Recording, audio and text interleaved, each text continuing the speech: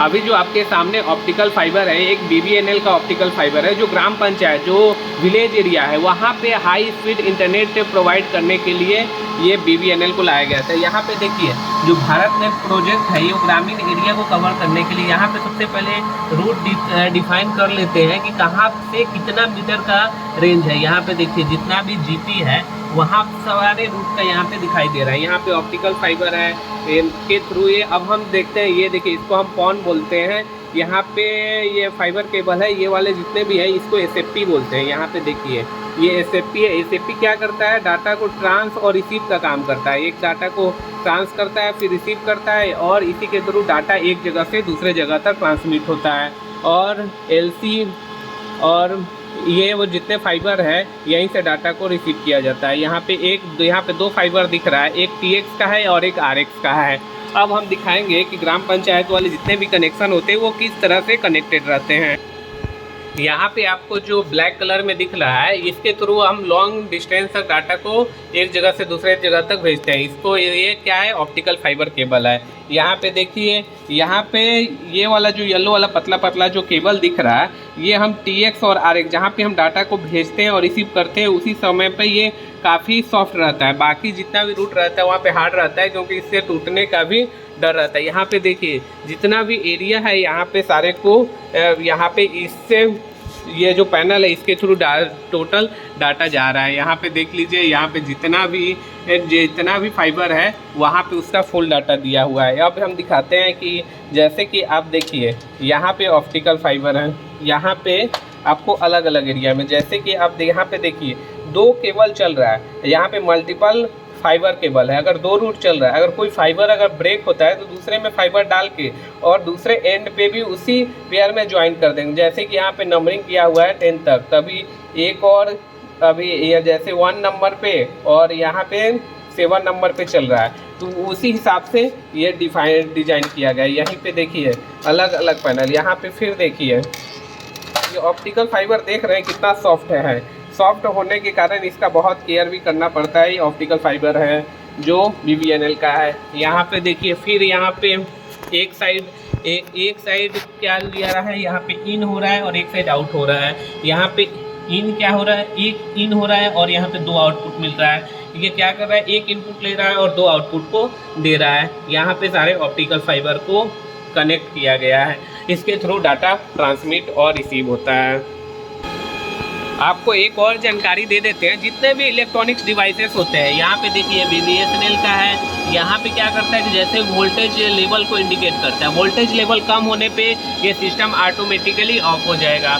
और जितना भी इलेक्ट्रॉनिक्स डिवाइसेस होते हैं उसको सारे को DC में हम काम करते हैं, AC में हम कभी भी नहीं काम करते हैं। यहाँ पे देखिए जैसे ही आप DC में पैनल में, तो DC पैनल का खास बात ये होता है कि जो DC केबल होते हैं वो DC केबल काफ़ी हेवी रहते हैं। और इसमें क्या रहता है कि जैसे बहुत सारे पतले पतले वायरिंग होते हैं, इसमें सिंगल वायर होता है। जैसे यहाँ पे आप देख रहे हैं एक ही वायर में केवल कॉपर का केबल है मोटा सा, उसी के थ्रू डाटा ट्रांसमिट होता है।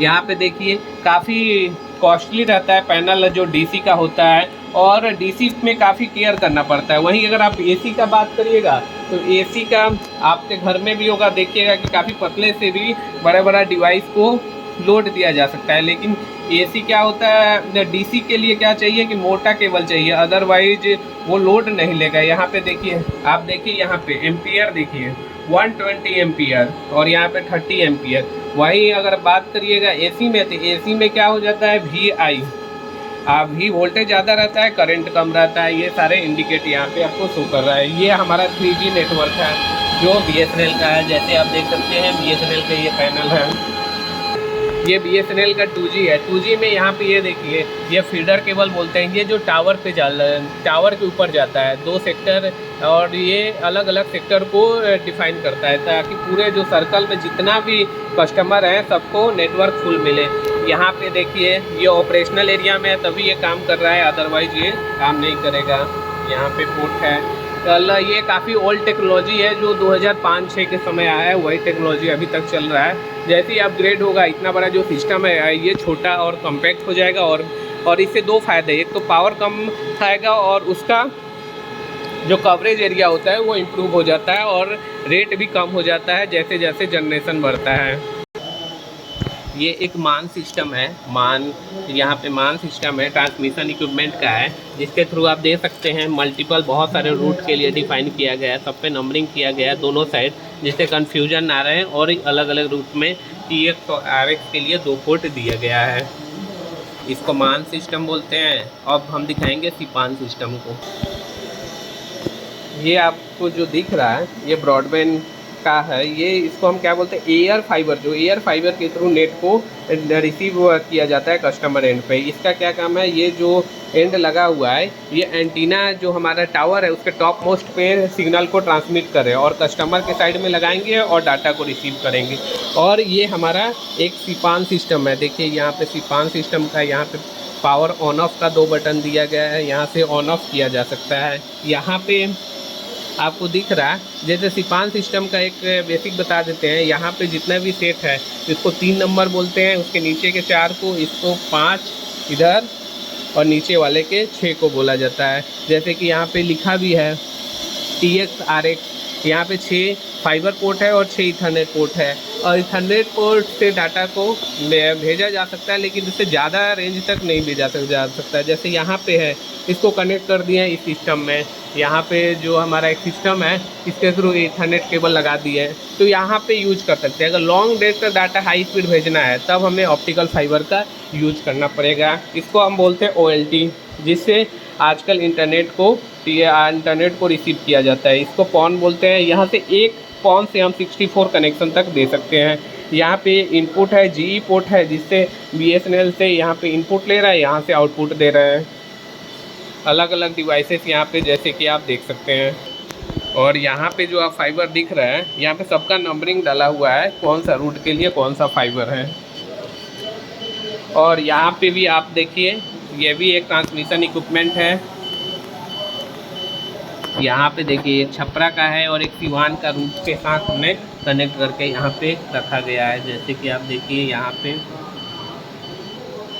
यहाँ पे देखिए डायरेक्ट कनेक्टेड हुआ है, जैसे SWN सिवान का है और अलग अलग रूट के लिए डायरेक्टेड कनेक्टेड है।